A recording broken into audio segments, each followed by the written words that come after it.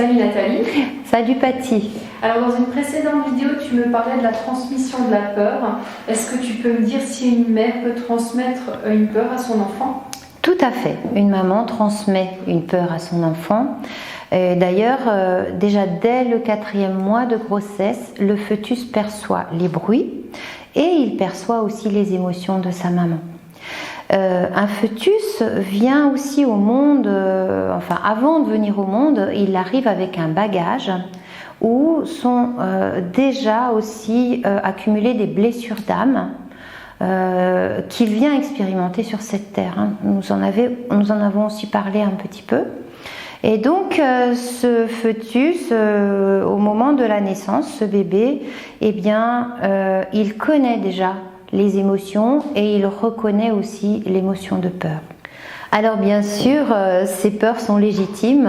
La maman a peur que la grossesse se passe mal, elle a des peurs de l'accouchement, mais en fait il faudrait tout simplement, et c'est ce que je vous conseille, c'est voir le beau côté d'une grossesse, c'est voir ce pouvoir qu'a la femme enceinte et puis le pouvoir de son corps à se modifier et puis à donner naissance à un enfant. C'est la magie qui opère.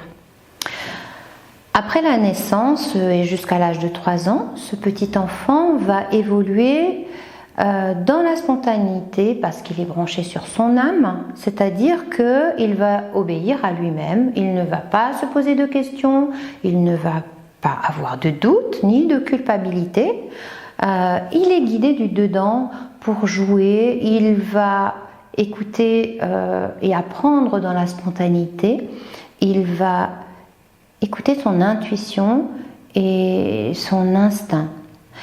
Et là encore interviennent les peurs de la maman. Ce sont des peurs amour, on va dire. Quand la maman dit attention, tu vas tomber, elle va envoyer un mélange de peur et d'amour à son enfant. En fait, bien sûr que la maman veut protéger son enfant, mais en même temps, moi je propose qu'elle prenne du recul par rapport à ce genre de réflexion, par rapport à ce genre d'attitude, parce qu'elle transmet cette peur et elle va aussi peut-être étouffer son enfant, l'empêcher d'évoluer de la bonne manière. Donc juste y penser et avoir une attitude beaucoup plus ouverte et faire confiance à son enfant. Et puis vient pour l'enfant la scolarité et puis un peu plus tard la socialisation. Et là encore, cet enfant est éduqué et il apprend dans notre éducation actuelle beaucoup la répression émotionnelle et la compétition, la comparaison. Là encore, en tant que parents, bien sûr, nous avons à poser des limites à notre enfant, mais surtout, ce que je propose, c'est de rester à l'écoute de ce que l'enfant a à nous dire et de le laisser s'exprimer.